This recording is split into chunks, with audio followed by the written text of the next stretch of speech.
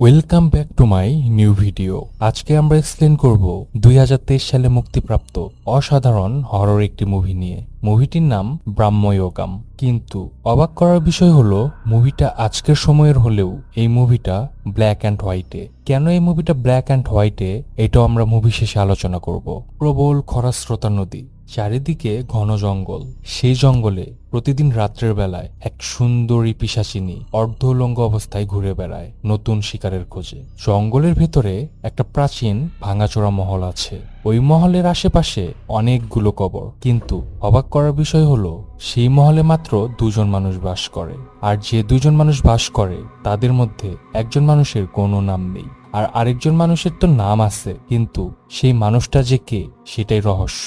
দুর্ভাগ্যবশত এই জঙ্গলের মধ্যে এসে পড়ে একজন, আর এই অভিশপ্ত রাজমহলের ভেতরে তার সঙ্গে যা যা শুরু হয় তা আপনাকে শিহরিত করে তুলবে। আর এটা যে সময়ের কাহিনী, যে যুগের কাহিনী, সেই যুগে ঈশ্বরের কোনো অস্তিত্ব নেই, আছে শুধু শয়তান। সময়টা 17 দশকের। দুটো লোককে একটা ঘন জঙ্গলের মধ্যে বসে থাকতে দেখা যায়। তাদেরকে দেখে মনে হচ্ছিল তারা কোনো কিছু ভয়ে এই জঙ্গলের মধ্যে আশ্রয় নিয়েছে। তারা কিছু কাঠ জোগাড় করে আগুন জ্বালায়, কিন্তু তাদের মধ্যে কোরা নামের একটা লোক কেমন যেন অদ্ভুত আচরণ করতে শুরু করে। কি হয়েছে জানতে চাইলে কোরা কিছুটা সামনে গিয়ে আকাশের দিকে তাকিয়ে বলে, অবস্থা খুব একটা ভালো মনে হচ্ছে না। আজকে রাত্রে নদী পার করা অসম্ভব। কেন জানি না মনে হচ্ছে এই জঙ্গলে কোনো এক অশরীরী আত্মা আছে। আজকে রাতটা অনেক ভয়ানক, খেয়াল রাখতে হবে যাতে আগুনটা নিভে না যায়।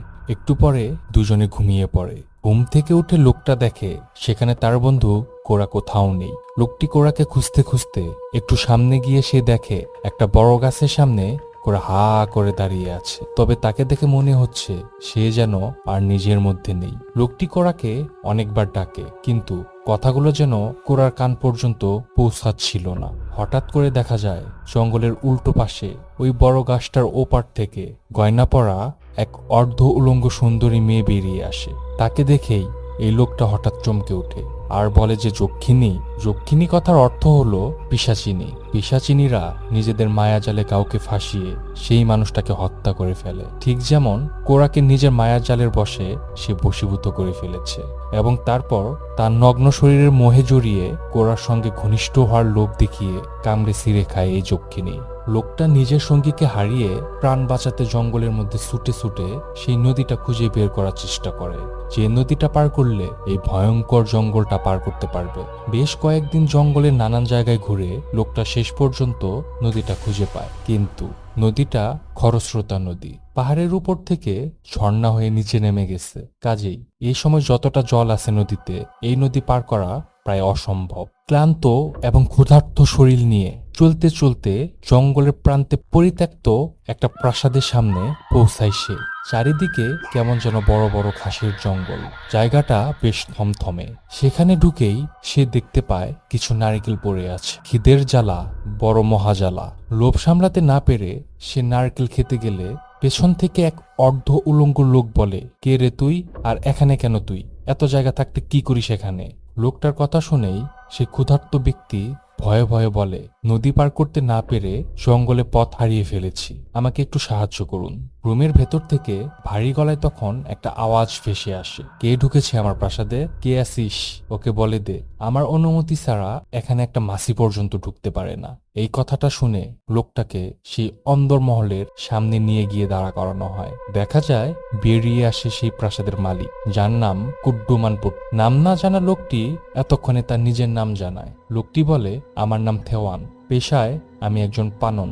দর্শক আপনাদের বলে রাখি, পানন কথার অর্থ হলো আগেকার দিনে গান শুনিয়ে রাজার ঘুম ভাঙাতো যারা, তাদেরকে পানন বলা হতো। থেওয়ান লোকটিকে বলে, আমি যে রাজ্যের রাজার দাস হিসেবে থাকতাম সেই রাজ্যে গৃহযুদ্ধ লেগেছে এবং কোনো রকমের প্রাণ বাঁচিয়ে আমি আর আমার বন্ধু নদী পার করার জন্যই এই জঙ্গলের মধ্যে ঢুকি, কিন্তু তারপর বন্ধুকে হারিয়ে আমি এই প্রাসাদে এসে উপস্থিত হয়েছি। পডুমনপট্টির লোকটাকে দেখতে কেমন যেন অদ্ভুত, চোখে মুখে কেমন যেন অশুভ ছায়া। কডুমনপট্টি হঠাৎ করে বলে, গান যেহেতু পারিস, শোনা একটা গান। থেওয়ান এমনিতেই এরকম একটা মানসিক অবস্থায় ছিল, তার গান গাইতে ইচ্ছে না করলেও গান গাইতে হলো তাকে। কারণ তখনকার দিনে নিচু জাতির মানুষেরা উঁচু জাতির কোনো মানুষের কোনো কথা ফেলতে পারত না।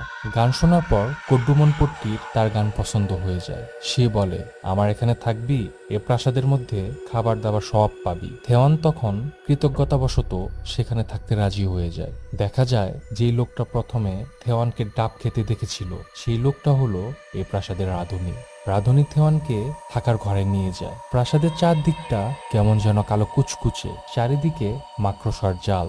মহলের ভেতর দিকটা ভাঙাচোরা, আর রয়েছে অনেকগুলো ঘর। মহলের ভেতরের ঘরগুলোতে বাইরের আলো যেন পৌঁছাই না, কেমন যেন গা ছমছম করতে থাকে থেয়ানের। রাঁধুনি থেয়ানকে সেই পরিত্যক্ত মহলের একটা সরু গলি দেখিয়ে বলে, আর যেখানেই যাও, মহলের ওই দক্ষিণ দিকটাতে যাওয়া কিন্তু নিষেধ, মনে রেখো। তোমার আগেও একবার ওই দক্ষিণ দিকে খাজানার লোভে একজন গিয়েছিল, আর ফিরে আসেনি।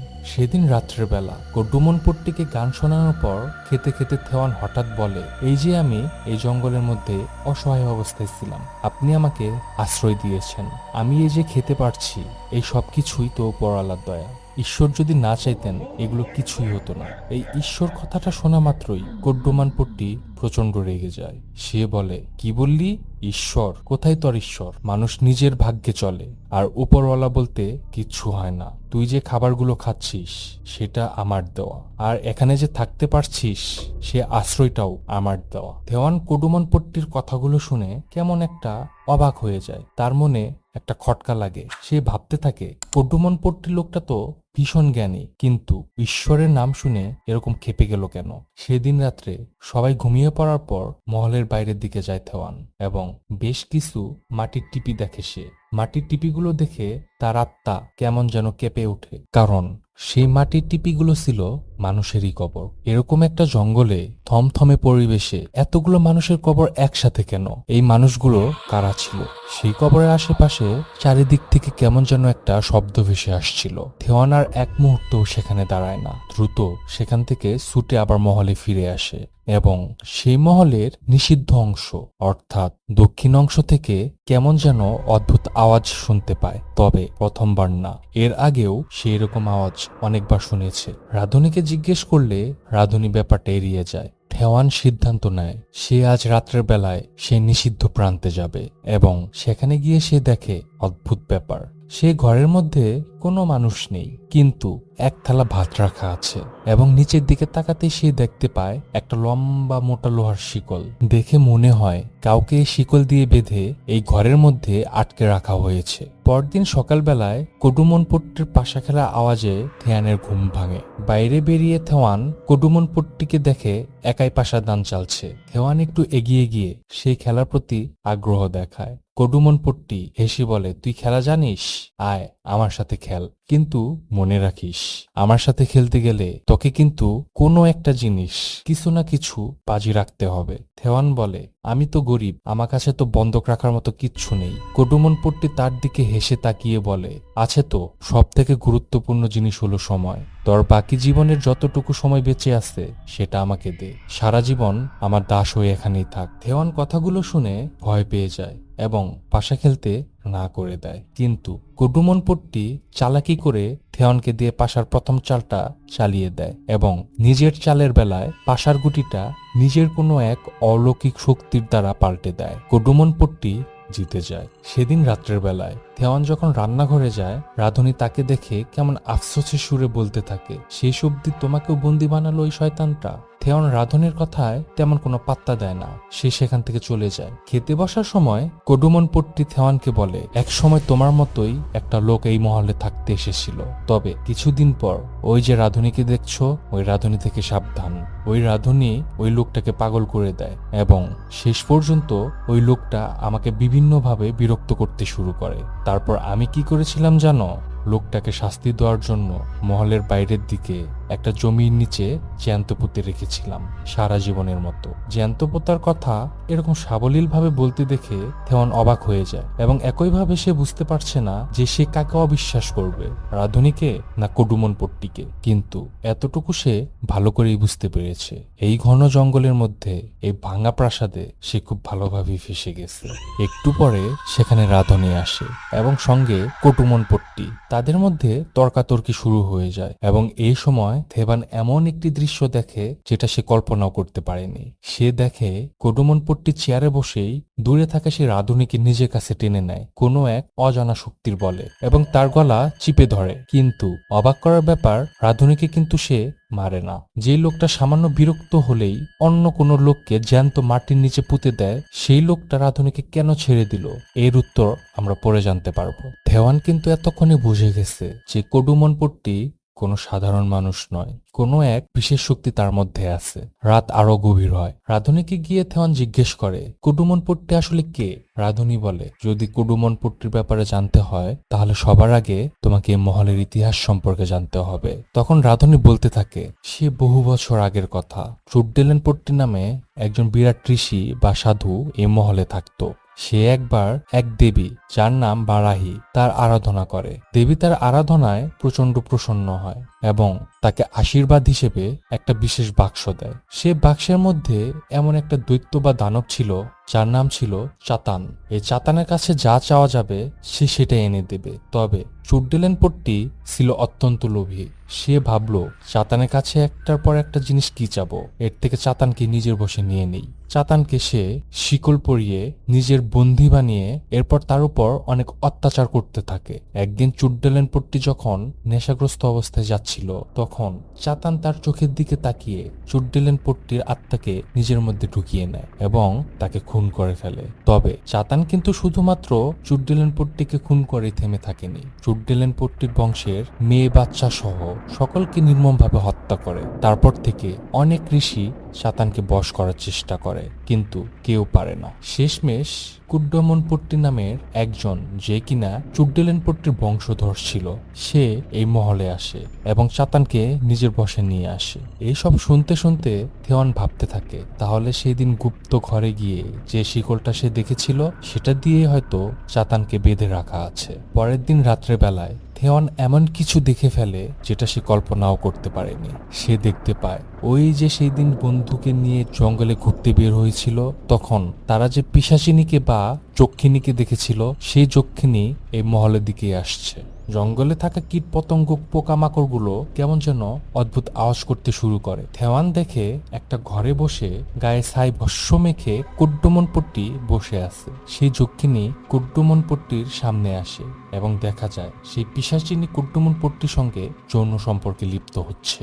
একটা পিশাচি একটা মানুষের সঙ্গে যৌন সম্পর্কে লিপ্ত হচ্ছে, এটা দেখে তো থেওয়ানের মাথায় ঘুরে যায়। পরের দিন সকালবেলায় থেওয়ান ঠিক করে নেয়, আর যাই হোক এই মহলে আর এক মুহূর্ত থাকবো না, কারণ এই মহলটা সম্পূর্ণ অভিশপ্ত মহল, যেখানে রাত্রেবেলা একটা পিশাচি নিয়ে এসে মানুষের সঙ্গে যৌন সম্পর্কে লিপ্ত করা হয়। থেওয়ান চলেই যাচ্ছিল, এমন সময় সেখানে কুড্ডমন পট্টি আসে আর তার সামনে দাঁড়ায় আর শান্ত স্বরে বলে, দেখো তুমি এখান থেকে চলেই যেতে পারো, কিন্তু কত দূর যাবে? বাইরে তো প্রচন্ড বৃষ্টি হচ্ছে, আর জানো তো বৃষ্টির সময় জঙ্গল আরো ভয়ানক। অবাক ব্যাপার, হঠাৎই বাইরে সত্যি প্রচন্ড বৃষ্টি হচ্ছিল। এই বৃষ্টির মধ্যে এখান থেকে বেরোনো অসম্ভব। কিন্তু অবাক ব্যাপার হলো, আকাশের সবকিছু ঠিকই তো ছিল, কিন্তু হঠাৎ করে বৃষ্টি এলো কোথার থেকে? কডুমন পট্টি আগের মতোই বলতে থাকে, জানো থেওয়ান, এটা ব্রহ্মযুগ বা কলিযুগ। এই যুগের মধ্যে কোনো ঈশ্বরের কোনো অস্তিত্ব নেই।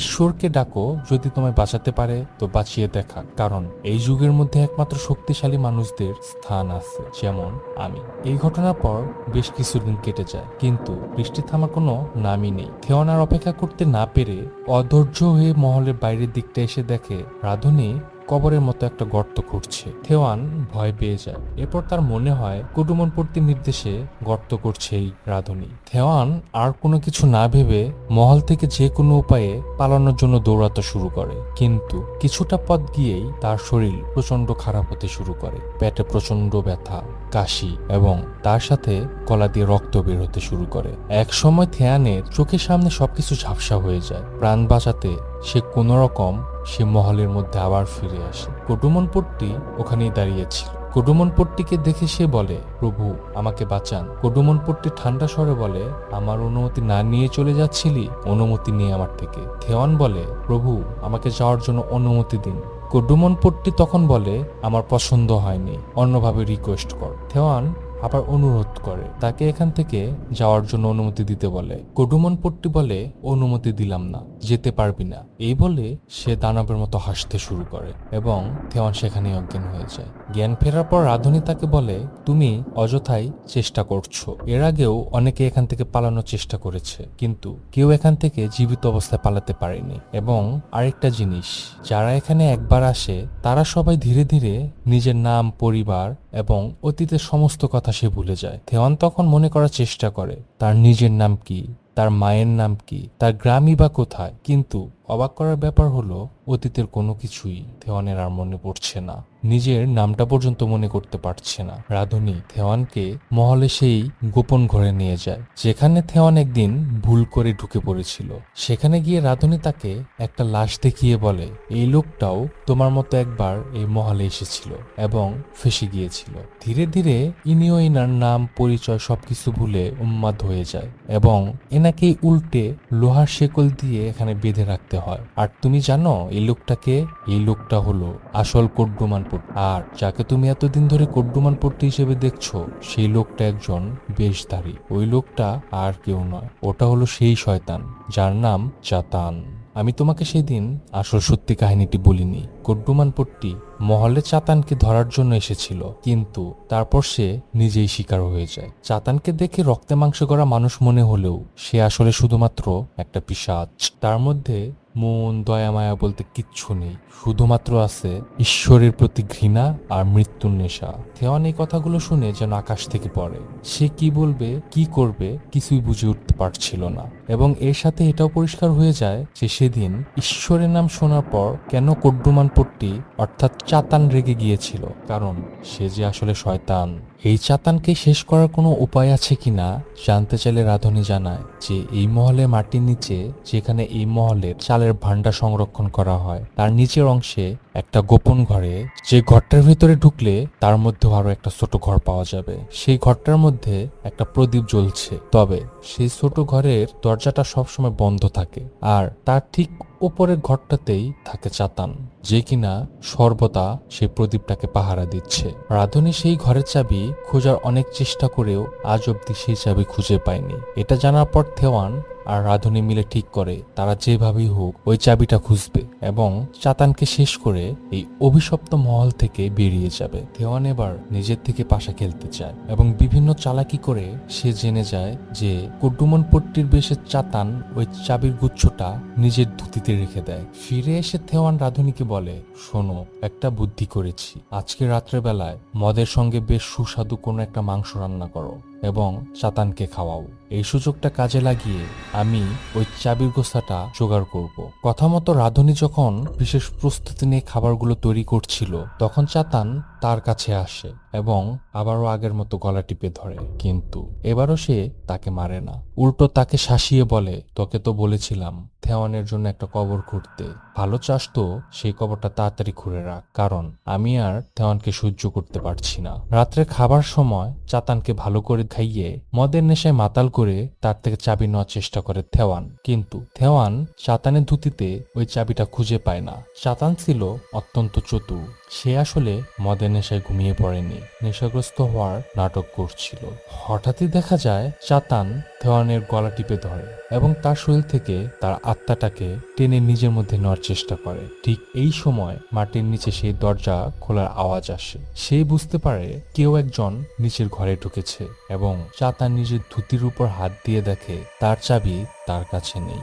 এবং এই সময় হঠাৎ করে সেই অভিশপ্ত মহলের সবগুলো প্রদীপ নিভে যায় এবং চাতান অন্যের আত্মা টেনে নেওয়ার শক্তি হারিয়ে ফেলে। আসলে রাধুনী থেয়ানকে একটা মহড়া হিসেবে ব্যবহার করেছে। শুরু থেকে তার প্ল্যান অন্যরকম ছিল।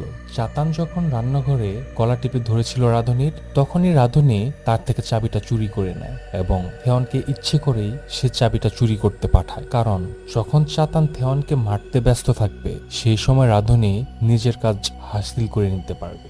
রাধুনী কিন্তু প্ল্যান অনুযায়ী সফল হয়, কারণ চাবি দিয়ে ঘরে ঢুকে প্রদীপটা সে নিভিয়ে দেয় এবং চাতানের শক্তি অনেকটা কমিয়ে দেয়। থেওয়ান বুঝে যায় রাধুনী তার সঙ্গে চালাকি করেছে এবং এই বিষয়ে রাধুনীকে বলতে গেলে রাধুনী বলে, এখন নিজেদের মধ্যে ঝামেলা করার কোনো সময় নেই। কোনো কিছু পেতে হলে কোনো কিছু হারাতে হয়। যত তাড়াতাড়ি সম্ভব দেবী ফারাহির দেওয়া সেই বিশেষ বাক্সটার মধ্যে চাতানকে আবার আগের মতো বন্দী করতে হবে। কিন্তু মনে রেখো, আমাকে আর তোমাকে আটকানোর জন্য চাতান কিন্তু সব রকমের ছলনা করতে পারে। হতে পারে সে এমন এমন ভ্রম তৈরি করবে যাতে আমরা মানসিকভাবে দুর্বল হয়ে যাই। কারণ জানো তো, একটা কথা প্রচলিত আছে, শয়তানের থেকে ভালো ছলনা আর কেউ করতে পারে না। এরপর তারা অনেক কষ্টে একটা ঘরে ঢুকে চাতানকেও খুঁজে পায়। তখন চাতান সে রাধুনির দিকে তাকিয়ে কেমন একটা স্বরে জিজ্ঞেস করে, তুই কি ভুলে গেছিস আমার উপর দেবীর আশীর্বাদ আছে? তুই একটা সামান্য রাধুনী, তোর মধ্যে এমন কি ক্ষমতা আছে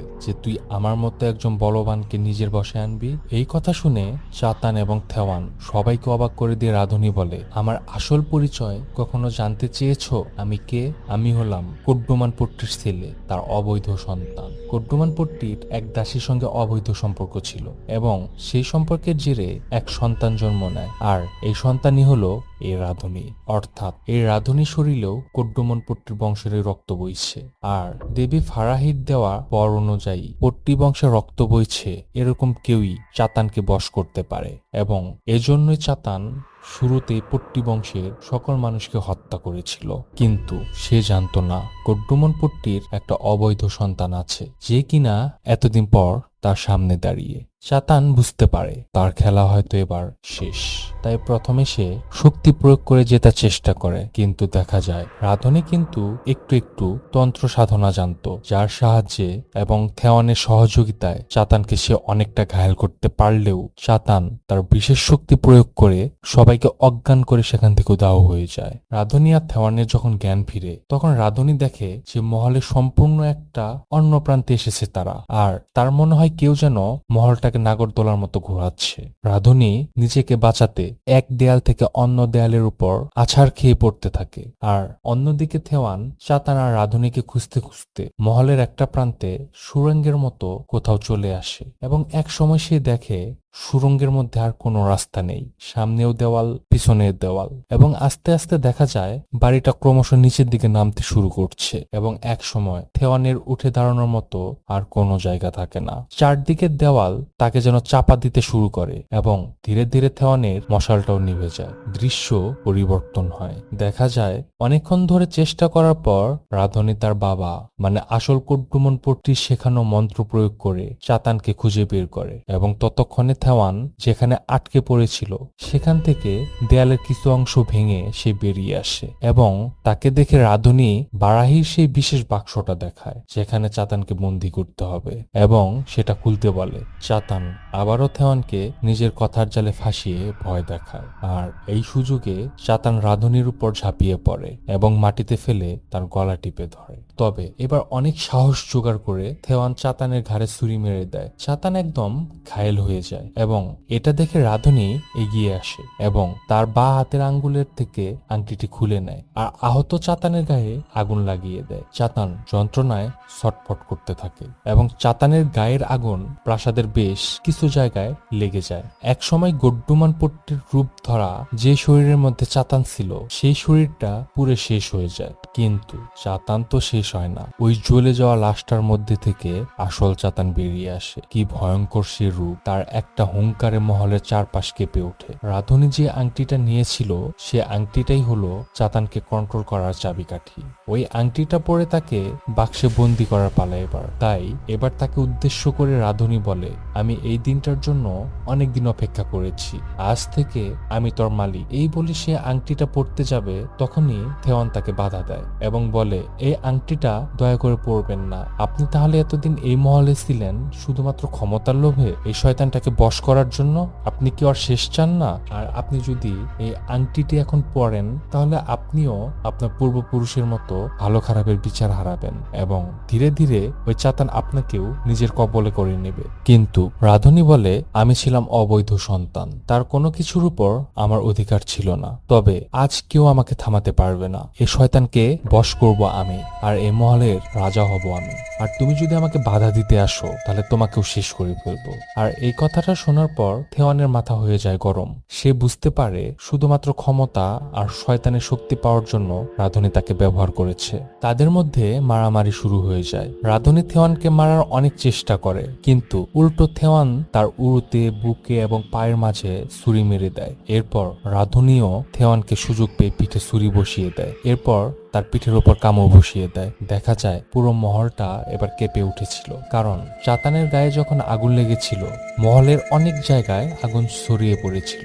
মহলের সেই অংশগুলো থেকে মহলের নিচের তলায় আগুন পুরোপুরি ছড়িয়ে পড়েছে। মারামারি করার সময় মাটির উপর থেকে সে আংটিটাকে থেওয়ান তুলে নিতেই মহলের চারদিক কেঁপে ওঠে। তারপর পুরো প্রাসাদটা ধসে পড়ে। এক পর্যায়ে মনে হয় থেওয়ান এবং রাধুনী দুজনেই হয়তো চাপা পড়ে মারা গেছে, কিন্তু মুভির শেষে দেখা যায় থেওয়ান এত কিছুর পরেও কোনোভাবে বেঁচে আছে এবং তাকে দেখে মনে হয় সে মানসিকভাবে প্রচন্ড দুর্বল এবং বিধ্বস্ত হয়ে গেছে। এলে দুলে কোনোভাবে প্রাসাদের সেই স্তূপ থেকে বেরিয়ে আসে সে। তবে তাকে দেখতে কেমন যেন অন্যরকম লাগছিল। তার চোখের চাউনি, মুখভঙ্গি সবকিছু কেমন যেন উল্টে পাল্টে গেছে। থেওয়ান জঙ্গলের মধ্যে দিয়ে যখন কোনো মতে ক্লান্ত দেহটাকে নিয়ে এগিয়ে যাচ্ছিল, ঠিক তখনই দেখা যায় যে রাধুনী তার উপর অ্যাটাক করে। দেখা যায় রাধুনী এখনো জীবিত আছে, সে এখনো মারা যায়নি। তার বাঁ দিকটা আগুনে ঝলসে গেছে এবং তার শরীরের নানান জায়গায় ভারী পাথর পড়ে থেতলে গেছে।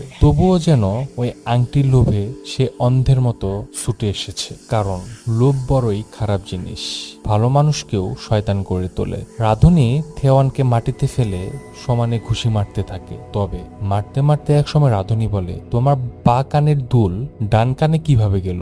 এটা শুনে থেওয়ান একইভাবে স্থির দৃষ্টিতে তার দিকে তাকিয়ে থাকে এবং রাধুনীকে দেখা যায় সে যেন ভয় পেয়ে সেখান থেকে ছুটে পালানোর চেষ্টা করে। কিছু দূর আসার পর সে দেখতে পায় কিছু পর্তুগিজ সৈনিককে। এটা সেই সময় ছিল যখন পর্তুগিজরা ভারতের বিভিন্ন জায়গায় তাদের আধিপত্য বিস্তার করছিল। তারা এ রাধুনীকে একজন পাগল ভারতীয় ভেবে গুলি করে মেরে ফেলে। আর গল্পটি আমাদের এখানে শেষ হয়ে যায়। এবার এখানে প্রশ্ন আসে, থেওয়ানের তো বা কানে দুল ছিল, সেটা ডান কানে কি করে এলো? আসলে থেওয়ান এখন আর নিজের মধ্যে নেই। থেওয়ানের মধ্যে বসবাস করছে শয়তান চাতান, এবং আমরা দেখেছি চাতান যার শরীরে বসবাস করে সেই শরীরটা তার সম্পূর্ণ নিজের হয়ে যায়। সুতরাং সে যেহেতু থেওয়ানের দেহে আছে, তো এটা হতে পারে কানের দুলটা বা কান থেকে খুলে ডান কানে সেই লাগিয়েছে, অথবা মারামারিতে সেই কানের দুলটা যখন খুলে পড়েছিল চাতান হয়তো ভুলবশত সেটা বা কানের বদলে ডান কানে লাগিয়েছে এবং রাধুনী হয়তো মনে করছে থেওয়ানের দেহে চাতান বসবাস করছে। রাধুনী এটাই ভেবে সেখান থেকে পালানোর চেষ্টা করে, কিন্তু এখানে একটা ব্যাপার হলো, দেবী কিন্তু বর দিয়েছিল একমাত্র পট্টি বংশরই কেউ চাতানকে কন্ট্রোল করতে পারবে, এবং পট্টি বংশের একজন মানুষও যতক্ষণ পর্যন্ত বেঁচে থাকবে চাতান ততক্ষণ পর্যন্তই কোনো মানুষের আন্ডারে বন্দী থাকবে। যখন পট্টি বংশের আর কেউ থাকবে না, চাতান কিন্তু তখন মুক্ত। থেওয়ানকে সে মেরে ফেলেছে এবং থেওয়ানের দেহটাও তার, সে এখন মুক্ত এবং আগের থেকেও সে এখন বেশি ভয়ানক। এবার মুভির কিছু ফ্যাক্ট বা হিডেন মিনিং নিয়ে আমরা কথা বলি। মুভিটি ব্ল্যাক অ্যান্ড হোয়াইট কেন? এখানে যে কাহিনীটার কথা বলা হয়েছে সেটা 1700 শতাব্দীর, এবং সেই সময় অর্থাৎ পুরনো একটা সময়কে বোঝানোর জন্যই পুরো মুভিটা ব্ল্যাক অ্যান্ড হোয়াইট করা হয়েছে। এছাড়াও এই মুভিটা ব্ল্যাক অ্যান্ড হোয়াইট করার অন্যতম কারণ হলো মানুষের মধ্যে দুটো রূপ থাকে, এক সাদা এক কালো, আর আরেকটা হলো ধূসর। সাদা যে সেই ভালো মনের মানুষ, কালো যে সে খারাপ মনের, আর যে ধূসর সে কিছুটা ভালো কিছুটা খারাপ। এখানকার চরিত্রগুলোকে সেরকমই দেখানো হয়েছে। ভালো করে মনে করলে দেখা যায় প্রতিটা চরিত্রই ভালো মনে হয়েছে আবার খারাপ মনে হয়েছে। এমনকি থেওয়ান পুরো মুভি জুড়ে ভালো চরিত্রে থাকলেও শেষ পর্যন্ত ওই আংটিটাকে সে নিজেই পরেছিল। লোভ তার মধ্যেও কাজ করেছিল। এখানে থেওয়ানের মৃত্যু নিয়ে একটা ফ্যাক্ট আছে। হতে পারে থেওয়ান ওই ধ্বংসের মধ্যে পড়ে মারা যায়, তারপর চাতান তার শরীরে প্রবেশ করে, অথবা থেওয়ান ওই ধ্বংসের মধ্যে থেকে কোন রকম বেঁচে গেছে, সে নিজে আংটিটা পরে নেয় এবং তারপরই চাতান তার মধ্যে প্রবেশ করে। মুভিটিতে আরো দেখানো হয় যখন থেওয়ান ওই মহলের মধ্যে প্রবেশ করছিল তখন একটা মাকড়সাকে জাল বুনতে দেখা যায়। ডিরেক্টর এখানে বোঝাতে চেয়েছেন যখন থেওয়ান এখানে প্রবেশ করছে তখন শয়তান নিজের জাল বোনা শুরু করে দিয়েছে থেওয়ানকে নিজের জালে ফাঁসানোর জন্য, এবং আমরা দেখতে পাই থেওয়ানকে কিন্তু শয়তান ফাঁসিয়েও নেয় এবং মহলের মধ্যেই বন্দী অবস্থায় রেখে দেয়। এছাড়াও যখন পাশা খেলায় থেওয়ান হেরে যায়, মানে কুড্ডুমান পট্টি রূপী চাতান থেওয়ানকে নিজের জালে ফাঁসিয়ে পাশা খেলায় হারিয়ে দেয় এবং তাকে আজীবন তার এখানে বন্দি থাকার কথা বলে, সেই সময় দেখা যায় ওই মাকড়সাটাকে, যেটা কিনা জাল বুনছিল, সেই সময় ওর জাল বোনা শেষ হয়ে যায়। অর্থাৎ এটার মাধ্যমে এটা বোঝাতে চেয়েছে যে থেওয়ানকে ফাঁসানোর যে প্রক্রিয়া চলছিল সেটা কমপ্লিট হয়ে গিয়েছে। থেওয়ান যখন নদী পার করতে না পেরে জঙ্গলে ঘুরে বেড়াচ্ছিল তখন সে পথে একটা পতঙ্গ দেখতে পায় এবং তারপরে দেখা যায় থেওয়ান ওই পট্টির মহলে গিয়ে ঢোকে। ডিরেক্টর বোঝাতে চেয়েছেন আগুনের শিখা দেখলে পতঙ্গ যেমন তার দিকে ছুটে যায়, ঠিক তেমনি এই মহলের দিকে গিয়েছিল থেওয়ান এবং ওই মহলে প্রবেশ করাটাই থেওয়ানের জন্য ছিল ভুল, যা তার কাল হয়ে দাঁড়ায়। বিভিন্ন তন্ত্র সাধনাতে বলা হয় শয়তান ততক্ষণ পর্যন্ত তোমাকে কিচ্ছু করবে না যতক্ষণ পর্যন্ত তুমি শয়তানের কাছে নিজে ধরা না দাও। ভালো করে লক্ষ্য করলে দেখা যায় ওই জঙ্গলের মধ্যে পিশাচিনের পাল্লাতেই পড়েছিল থেওয়ান এবং তার বন্ধু কোরা। ওখানে কিন্তু চাতান কোনো কিছু করেনি, থেওয়ান নিজেই গিয়েছিল চাতানের মহলে এবং তারপরেই কিন্তু তার জীবনে একের পর এক জিনিস ঘটতে শুরু করে। এত খেলা থাকতে পাশা খেলাই কেন দেখানো হলো? কারণ পাশা খেলাই হলো একমাত্র একটা খেলা যেটা ইতিহাসে পাশা খেলাকে কেন্দ্র করে বিভিন্ন ছলনা এবং বিশ্বাসঘাতকতা করা হয়েছে। এখানে শয়তান চাতান কুডুমন পট্টি শরীরের থেকে নিজের বিশেষ ক্ষমতা প্রয়োগ করে সেই পাশা খেলায় জিতেছিল, সুতরাং পাশা খেলাকে একটা মাধ্যম হিসেবে তুলে ধরা হয়েছে। রাধুনীকে কেন কোনো নামের উল্লেখ করা হয়নি এই মুভিতে? কারণ রাধুনীকে একসময় নিজেই বলতে শোনা যায় যারা এই মহলের মধ্যে দীর্ঘদিন কাটিয়েছে তারা আস্তে আস্তে নিজে সব ভুলে যায়, আর এজন্যই সম্ভবত রাধুনী নিজের নাম ভুলে গিয়েছে। যেহেতু কুড্ডুমান পট্টি লাশটা সেখানে অনেকদিন ধরে ছিল, সুতরাং তার একটু একটু মনে আছে ওইখানে যার লাশটা পড়ে আছে আমি তার অবৈধ সন্তান, এতটুকুই হয়তো তার মনে ছিল, বাকি সবকিছু সে ভুলে গিয়েছিল। এজন্য হয়তো রাধুনীর কোনো নাম নেই। চাতানকে কি করে বসে আনতে হয় এটা রাধুনী কি করে জানলো? ব্যাপারটা হলো কুড্ডুমান পট্টিকে তো ওখানে বন্দি করে রাখা হয়েছিল শিকল দিয়ে অনেকদিন। কুড্ডুমান পট্টি অনেক কষ্ট করে সেখানে কোনো রকম ভাবে বেঁচে ছিল এবং এই সময় সে রাধুনীকে নিজের সবকিছু শিখিয়ে দিয়ে গেছে। চাতানকে কি করে বসে আনতে হয়, প্রদীপের ব্যাপার সবকিছু সে রাধুনীকে শিখিয়ে দিয়ে যায়। এবার আসি মুভির লাস্ট ফ্যাক্ট নিয়ে। থেওয়ান যখন চাতানকে নিয়ে স্বপ্ন দেখছিল তখন চাতানের যে রূপ দেখানো হয়েছিল আসলে কিন্তু চাতান সেরকম দেখতে ছিল না। এখন প্রশ্ন আসতে পারে থেওয়ানকে স্বপ্নে চাতানের যে রূপ দেখানো হলো আর মুভিতে চাতানের যে রূপ দেখানো হলো সেটা থেকে সেটা আলাদা কেন দেখানো হলো? থেওয়ান চাতানকে কখনো নিজে চোখে দেখেনি, সে রাধুনীর কাছে শুনেছিল যে চাতান এরকম দেখতে বা ওরকম দেখতে, এবং এজন্য চাতানের একটা রূপ তার মনের মধ্যে ছিল।